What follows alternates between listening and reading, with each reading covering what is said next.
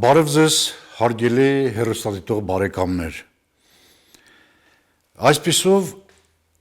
ինչպես տեղեկացաք ծանոթություններից, մենք արդեն եթեր ենք հեռարձակում մեր առաջին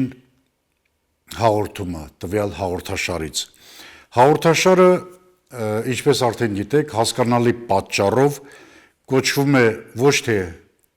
հայոց պատմություն, այլ Էջեր հայ ժողովրդի պատմությունից, ավելի ճիշտ էջեր հայոց պատմությունից, քանի որ հայոց պատմությունը շատ ավելի խոստումնալից է եւ հավակնոտ, քան էջեր հայոց պատմությունից խորագիրը։ Հայոց պատմություն ասելով պետք է նկատի ունենալ ժամանակագրական համակարգը սկսած հեռավոր վաղնջական ժամանակներից մինչև, այսպես ասած, մեր օրերը, բայց դա հնարավոր չէ ապահովել զուտ այն նպատակով, որ եթե միայն հայոց հնագույն շրջանին, սկսած ասենք Ադամից, Նոյից, որոնք առնչվում են հայ ժողովրդի պատմությանը, Հայկ Նահապետ, Արամ Նահապետ, մինչև ասենք Պարույր Սկայորդու ապրած ժամանակները ներկայացնելը մեզանից մոտավորապես կպահանջվի երևի 2 տարի, մանավանդ որ հնարավորությունների սղության պատճառով մենք այս հաղորդումները հեռարձակում ենք շաբաթը 1 անգամ։ Ուրեմն վերադառնանք էջեր հայոց պատմության խորագրին, Էջեր հայոց պատմության խորագիրը այնքան էլ հավակնոտ չէ եւ իհարկե տվյալ դեպքում մենք կարող ենք խախտել ժամանակագրությունը, ասենք մի 2 հաղորդում տրամադրելով հնագույն շրջանին, մի 2 հաղորդում տրամադրելով միջնադարյան ժամանակաշրջանին եւ այսպես ինչպես նաեւ ժամանակակից պատմությանը, որովհետեւ ոչ միայն մեր հնագույն շրջանի պատմությունն է մեզ հետաքրքիր եւ ուսանելի, այլև միջնադարն էլ բավական խոսուն փաստեր ունի, ինչպես նաեւ նորագույն ժամանակների պատմագրությունը, ինչպես ասենք մենք կարող ենք 2 տարի հետո միայն անդրադառնալ Սևրի պայմանագրի խնդիրներին, Հայաստանի առաջին հանրապետության քաղաքականությանը, Վիլսոնյան պայմանագրին, որ այսօր իր ուժը չի կորցրել եւ մնում է առարկայական։ Այս հաղորդումները ներկայացնելու համար ես ընտրել եմ ոչ թե գիտական ճանապարհը, այլ ճանաչողականը։ Իհարկե նաեւ այսպես ասած գիտական ձևը մենք չենք մերժի այդ հաղորդումներում, կօգտվենք գիտականությունից, բայց ավելի հանրամատչելի ձևով, որտեղ մեր լսողները կարծում են, որ կնախընտրեն հանրամատչելի ձևը։ Մի բան էլ ասեմ, որ շատ լավ կլիներ, եթե մենք ունենայինք այն հնարավորությունը, որպեսզի մեր հաղորդումները մատուցեինք գեղարվեստականորեն, այսինքն գեղարվեստական էլեմենտներով այնպես, ինչպես ասենք անում է Discovery եւ ասենք պատմության ամերիկյան պատմության հաղորդաշարով զբաղվող ուրեմն այդ ալիքները համաշխարհային պատմություն, ինչպես նաեւ ամերիկյան պատմություն ներկայացնելիս։ Բայց չպետք է մոռանանք, որ այդպիսի հաղորդումներ պատրաստելու համար բավականին սուղ միջոցներ են հարկավոր, Իսկ այդ միջոցները մենք բնականաբար չունենք եւ չպետք է մոռանալ նաեւ, որ մենք ապրում ենք հայ իրականության մեջ, որը դեռևս պատրաստ չէ հոգ տանել այն մասին, որ իր պատմությունը նույնպես ներկայացվի գեղարվեստական համապարփակ ձևով եւ իհարկե բարձր մակարդակով, չնայած ես տրամադրել եմ իմ ամենաթանկագինը, իմ ժամանակը եւ գիտելիքները այս հայրենանվեր գործը կատարելու համար։ Ուրեմն բարեկամներ, ինչպես ասացինք, խոսելու բաներ, ներկայացնելու բավականին շատ զրույցների նյութեր կան մեր պատմությունից, եւ ես ուզում եմ մեր այսօրվա հաղորդումը սկսել մի արժանահիշատակ իրադարձության պատկերումով, ներկայացնելով այդ իրադարձությունը մեր հեռուստադիտողներին։ Հետաքրքիր է, որ այսօր մեր ժողովրդի մեջ շատ կան հայ կանունը կրող անհատներ եւ ծնողները, ասենք, թեկուզ այդ անհատները, ովքեր կրում են այդ անունը, չգիտեն իրենց անվան ծագումնաբանությունը, չգիտեն, որ այդ անունը կապված է մեր վաղնջական հերոսական նախնու Հայկ Նահապետի հետ։ Ով է եղել Հայկ Նահապետը։ Հայկ Նահապետը մեր պատմության արշալույսը ազդարարող ամենախոշոր գործիչն է, ամենախոշոր անհատը։ Նա ապրել է Քրիստոսից առաջ 25-րդ դարում։ Իհարկե այս դարը, որ ես ասում եմ, սա օդից վերցրած տեղեկություն չէ, սրանով զբաղվել են բավական խոշոր գիտնականներ, Ղևոն Դալիշանը, 19-րդ դարի մեր անվանի հայագետը, որ եգիպտական սոտիստները համադրելով 1460 տարի մեկ, 4 անգամ այդ տարիները համադրելով իրար ստացել է մի թվական, որը համարվում է արժանահիշատակ տարեթիվ։ Այն իմաստով, որ այդ թվականին Հայկ Նահապետը նետահարեց Բելին, դա 2492 թվականն էր, հիշեք այս տարեթիվը, 2492 թվական Քրիստոսից առաջ, ուրեմն դրանից առաջ Հայկը, որը լինելով Թորգոմ Նահապետի որդին, Աստվածաշնչյան շարավեղիներից է, Նոյի հետագա շարավեղիներից է Թորգոմը, ծնվել է Բաբելոնում։ Թորգոմը բուն Հայաստանից էր։ Այն ժամանակ իհարկե այդ տարածքը Հայաստան չէր կոչվում, այլ անուններ ուներ, ինչպես ասենք Արարատ կամ Արատա, որը հիշատակվում է շումերական արձանագրություններում։ Ուրեմն, երբ որ Բաբելոնի աշտարակը կառուցվում է, այդ ժամանակ Թորգոմը գնում է Բաբելոն մասնակցելու աշտարակաշինությանը։ Եվ այնտեղ իհարկե ունենում է իր որդի Հայկին, որը իհարկե մեր պատմության մեջ հետագայում պիտի ներկայանա իր մեծագործությամբ։ Բաբելոնի աշտարակաշինությունից հետո ամբողջ աշխարհի վրա, աշխարհ ասելով այդ ժամանակներում կարելի էր հասկանալ իհարկե միջին եւ մերձավոր արևելքը, բնականաբար նաև Հայաստանը իր հարակից շրջաններով, Բաբելոնը, Շումերը, Պարսից ծոց, Կարմիր ծով, միջև միջերկրական ծով ընկած այդ տարածքները։ Այդ տարածքների վրա ուրեմն հռչակելով իր իշխանությունը, Բելը, աշտարակաշինության նախաձեռնողն ու մասնակիցը, իրեն հռչակում է համայն աշխարհի արքա։ Եվ մյուսներին իհարկե իր վասալներ։ Հայկը, չկամենալով հանդուրժել Բելի բռնատիրությունը, ուրեմն վերցնում է իր ընտանիքը, իր ընդոցիներին, մոտ 300 հոգով, ինչպես ներկայացում է հին պատմագրության մեջ, եւ վերադառնում է իր նախնիների երկիրը։ Այս մասին ուրեմն մեզ տեղեկություններ է ավանդել մեր քերթողահայր պատմահայրը Մովսես Խորենացին, որը եղել է Մեսրոպ Մաշտոցի աշակերտը եւ համարվում է 5-րդ դարի պատմիչ։ Թեև իհարկե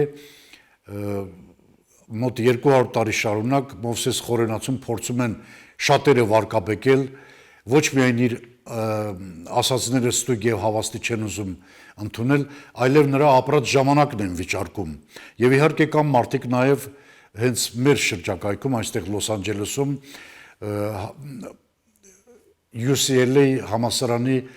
հայագիտության ամբիոնը, որտեղ կան անձնավորություններ, որոնք կոչված են անպայման մեր հնագույն պատմությունը հանձինս Մովսես Խորենացու հերքելու եւ մերժելու։ Բայց իհարկե այս մասին խոսելու մենք ուրիշ առիթներ կունենանք Մովսես Խորենացու ապրած ժամանակաշրջանի, նրա ասածների, ավանդազրույցների պատմականության հարցերի վերաբերյալ, բայց այստեղ ես մի բան եմ ուզում ասել, որ Մովսես Խորենացին իր հերթին, ուրեմն այդ տեղեկությունները Հայկ Նահապետի մասին վերցրել է իրենից 550 տարի առաջ ապրած Մար Աբբաս Կատինա պատմիչից։ Հիմա ես ուզում եմ ձեզ ընթերցել Խորենացու այն տեղեկությունը, որը վերաբերում է Հայկ Նահապետի Հայաստան վերադառնալու ուրեմն նկարագրությանը։ Մար Աբբասը խոսքը շարունակելով սա Խորենացին է ասում է, թե երբ Տիտանյան բելը ամենքի վրա հաստատում է իր թագավորությունը, որդիներից մեկին հավատարիմ մարդկանց հետ ուղարկում է Հյուսիսի կողմը, Հայկի մոտ, ուր նա հնածանդության գա եւ խաղաղությամբ ապրի։ Դու ցուրտ սառնամանիքների մեջ բնակվեցիր, ասում է, սակայն տաքացուրը եւ մեղմացուրը քո հպարտ բնավորության ցուրտ սառնությունը եւ ինձ հնազանդվելով խաղաղ ապրիր, որտեղ որ կհաճես իմ երկրի բնակության տեղ ընտրել։ Հայկը բելի падգամավորներին հետ է դարձնում խստությամբ պատասխանելով, ուղարկված падգամավորը վերադառնում է Բաբելոն։ Այն ժամանակ Տիտանյան բելը զորք է ժողովում նրա դեմ եւ հետեւակ զորքի մեծ բազմությամբ գալիս հասնում է հյուսիս, Արարատի երկիրը, Կադմոսի տան մոտ։ Կադմոսը, որը իհարկե Հայկի թոռն էր։ Կադմոսը փախչում է Հայկի մոտ, իրենից առաջ արագագնաց մարդիկ ուղարկելով, գիծած եղիր, ասում է, ով մեծը դյուցազունների մեջ, որ բելը դիմում գալիս է քո վրա հավերժական քաջերով եւ երկնադես հասակով մրցող հսկաններով։ Եվ ես լսելով, որ նա մոտեցել է իմ տանը, փախա եւ ահա տագնապած գալիս եմ քեզ մոտ։ Ուրեմն շտապիր մտածել ինչ որ անելու ես։ Իսկ բելը հանդուգն եւ անճոռնի ամբողջի զորությամբ, ինչպես մի հեղեղ, որ զառիվայրից ներքև է վիժում, շտապում էր հասնել Հայկի բնակության սահմանները, վստահ լինելով զորավար մարդկանց, սրերի եւ անձերի վրա։ Այս ժամանակ ուշիմ եւ խոհեմ հսկան խիստ գանգուր մազերով, վարվռուն աչքերով, շտապով հավաքում է իր որդիներին, թոռներին, քաջ եւ աղեղնավոր մարդկանց, թվով շատ նվազ եւ ուրիշ մարդկանց, որ ձեռքի տակ ուներ գնում հաստում է մի ծովակի ափ, որի ջրերը աղի են, վանալիճը նկատի ունի եւ մանր ձկներ են պարունակում եւ իր զորքերը կանչելով ասում է. երբ մենք դուրս գանք բելի ամբոխի դեմ, աշխատեք այն տեղին պատահել, որտեղ կանգնած կլինի բելը քաջերի խորն բազմության մեջ, որպեսզի կամ մեռնենք եւ մեր աղը բելի ծառայության տակ ընկնի, կամ մեր մատների հաջողությունը նրա վրա ցույց տանք, նրա ամբոխը ցրվի եւ մենք հաղթություն տանենք։ Բելը մեծ ամբոխով հանդարտ կանգնած էր ջրի ցախ կողմում մի բլրակի վրա իբր դիտանոցում։ Մի խոսքով ես չեմ ուզում երկար ընթերցանությամբ զբաղվել, այստեղ ուրեմն Հայկը առաջ է նետվում ճիշտ ուրեմն ստրատեգ լինելով, այնպես է դասավորում իր բանակը, որ երբ բելը նկատում է հայկական ուժերի հարձակումը, ինքը սկսում է բարձրանալ դեպի բլուրը պաշտպանվելու համար։ Այս ժամանակ ուրեմն Հայկը առաջ է նետվում, լարում է իր երեքթևյան լայնալիչ աղեղը եւ սպանում է բելին։ Խորենացին մի հետաքրքիր տեղեկություն է տալիս, որ ասում է լանջապանակի միջով անցնելով նետի սլակը դուրս եկավ թիկունքից, կրծքից խփելով թիկունքից դուրս է գալիս դա։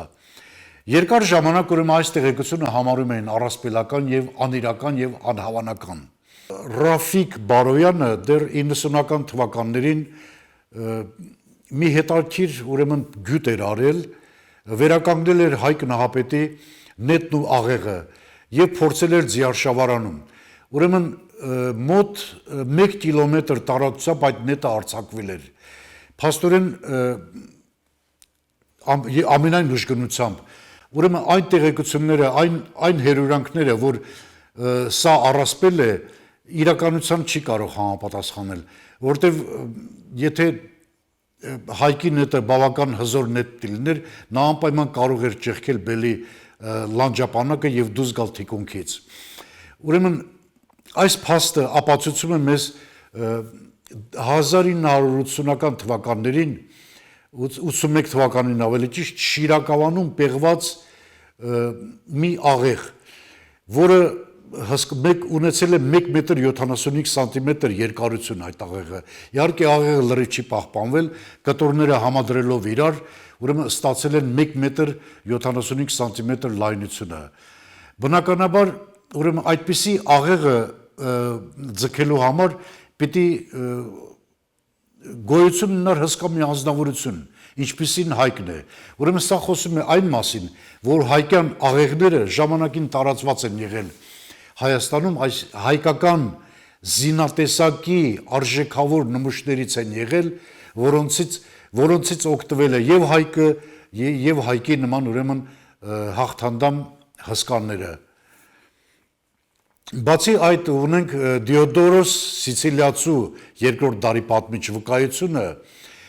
որը նկարագրում է հայկական նետ աղեղները։ Ասում է, երբ որ հայերը դեպի հույները նետեր էին արձակում, հույները ասում է այդ նետերը վերցնում եւ օգտագործում էին որպես նիզակ։ Իսկ նիզակի երկարությունը գիտեք ինչքան է։ Ուրեմն հայկական նետերը օգտագործել են որպես նիզակ։ Ուրեմն սա եւս խոսում է այն մասին, որ այդ զինատեսակը հզոր է եղել եւ խորենացու նկարագրածը բոլորովին էլ առասպել չէ։ Բարեկամներ,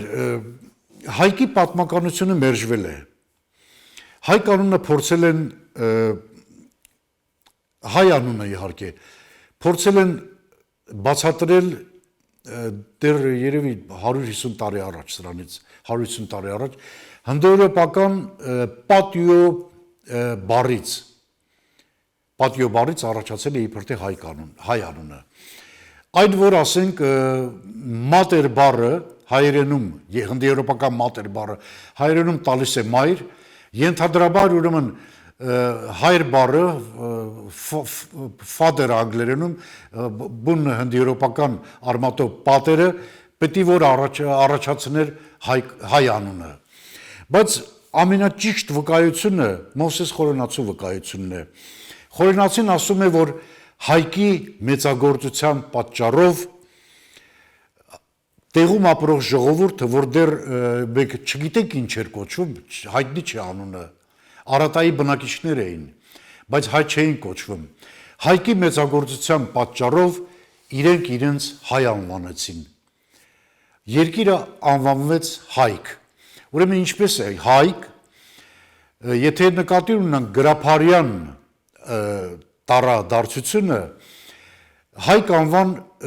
կողքին պիտի գրվեր K բաղաձայնը, այսինքն Հայկը K։ Այսօրվա մեր քարտեզներում ասում ենք մեծ Հայք եւ փոքր Հայք։ Հայք նշանակել է գրաբարով մինչև Հայաստան անունը ներմուծվել է, որը իհարկե պարսկական ձև է, մենք ինքներս մեզ կոչել ենք Հայք, եւ երկիրը Հայք, եւ ժողովրդին Հայք։ Ուրեմն բնականաբար, ինչպես ասում է Խորենացին, դա պիտի առաջացած լիներ Հայկ անունից։ Այսինքն Հայկ անվանը պիտի ավելացվեր գրաբարյան հոգնակիակերտ K մասնիկը, K տառը։ Բայց քանի որ ժամանակի ընթացքում երկու բաղաձայններ իրար հետ զուգադիպած գոյություն ունենալ չէին կարող, բնականաբար K տառը սղմվել դուրս է եկել եւ մնացել է Հայքը։ Հայքը, որ հավաքական անվանում է, վերաբերվել է ժողովրդին, երկրում բնակվող բնիկներին եւ իհարկե այն երկրամասին, որը կոչվել է հայք։ Ուրեմն ես վերադառնամ իմ ասացին քիչ առաջվա, որ նրանք, ովքեր որ ունեն հայ կանունը, ովքեր որ հայ կանունն են կրում, ուրեմն թող իմանան իրենց ծագման պատմությունը, որ իրենց անունը մոտ 5000 տարվա պատմություն ունի։ 5000 տարվա պատմություն, այսինքն Քրիստոսից առաջ, գալիս է Քրիստոսից առաջ 2492 թվականից։ Այդ նույն թվականից է սկզբնավորվել նաև հայկական տոմարը, հայկական օրացույցը, որը իդեպ մեծ ընդհանրություններ ունի նույն ժամանակ Եգիպտոսում գործածվող եգիպտական օրացույցի հետ։ Զարմանալի զուգադիպություն, այսինքն ինչու պիտի Եգիպտոսից այդքան հեռու գտնվող մի երկրում գործածվող օրացույցը, որ թվում է, թե ասենք այդ երկու երկրների բնակիչները կապ չեն ունեցել իրար հետ, ինչ որ զուգադիպություններ ունեն այն, նույնություն, որից օգտվելով, իհարկե այդ սոտիսներից օգտվելով Ղևոն Դալիշյանը պիտի վերականգներ հայկի բելին նետահարելու թվականը 2492 թվականը։ Ինչպես վերականգնեց նա այդ թվականը։ Ուրեմն մեր տարին, որ սկսվել է օգոստոսի 11-ից, ուսումնասիրությունները տիեզերագիտական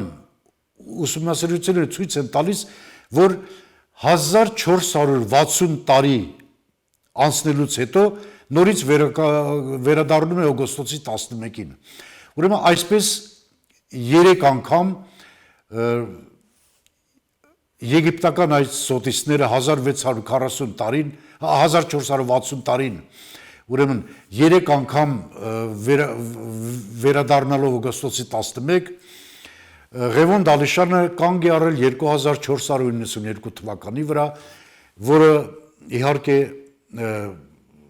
շատ աստղագետների, ինչպես ասենք Բենիկ Թումանյանի, Սեմյոնովի ռուս աստղագետ էր,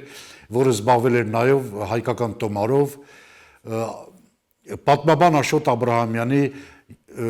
Լևոն Միրեջանյանի, Լևոն Շահինյանի եւ շատերի կարծիքով սա իրական տարեթիվ է եւ պատահական չէ որ օգոստոսի 11-ը արդեն մի քանի տարի շարունակ մենք նշում ենք որպես նավասարդյան օր եւ այդ օրերը տեղի են ունենում խաղեր, հետաքրքիր միջոցառումներ, այսինքն մենք կամաց ուզում ենք վերադառնալ մեր արմատներին։ Բարեկամներ, քանի որ մեր ժամանակը մեզ հնարավորություն չի տալիս, ուրեմն երկար վերլուծելու այս նյութը, ավելի շատ անդրադառնալու այս թեմային, մնացած հարցերը Հայկ Նահապետի պատմականության հետ կապված, հայկական օրացույցի, հայկի պատմականությունը ապացուցող այլ եւ այլ փաստեր, ես